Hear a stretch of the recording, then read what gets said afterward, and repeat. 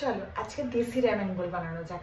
আগের দিন যে র্যামেন বলটা বানিয়েছিলাম প্রায় 20-25 হাজার লোক দেখেছে, তার মানে ভালো লেগেছে বোধহয়। কিন্তু হ্যাঁ, ওটা দেখতে না, ওটা খেতেও দারুণ ছিল। আর ওই ভিডিওটা চোখে পড়াতে আমার আবার খেতে ইচ্ছা করছিল, কিন্তু ঘরে তো আজকে ছিল না, তাই ভাবলাম অত চিন্তা করে কাজ নেই, আমাদের সবার ম্যাগি আছে তো চলো দেশি ম্যাগি র্যামেন বল বানিয়ে ফেলি। তার জন্য প্রথমে পেঁয়াজ আর টমেটোটাকে হালকা করে তেলে ভাজা করে একটু চিলি ফ্লেক্স দিয়ে জল দিয়ে ফুটিয়ে ওর মধ্যে এই ম্যাগির বোধহয় এটা 12 টাকা না 15 টাকার প্যাকেটটা দিয়ে দিয়েছি। এটা হালকা সিদ্ধ হতে থাক, ততক্ষণ না আমি বিগ বাস্কেট থেকে অর্ডার করে দিয়েছিলাম একটা সসেজ, ঘরে ছিল না আর খেতে ইচ্ছে করছিল যেহেতু র্যামেন বল বানাচ্ছি। আর যেহেতু দেশি জিনিস সব ঘরোয়া জিনিস হবে, অত হেডেক নিয়ে লাভ নেই। এবার ওই সসেসটা নামিয়ে ওই তাওয়ার মধ্যে দিয়ে দিয়েছিলাম একটা ডিমের পোচ করে, ব্যাস র্যামেন বল রেডি।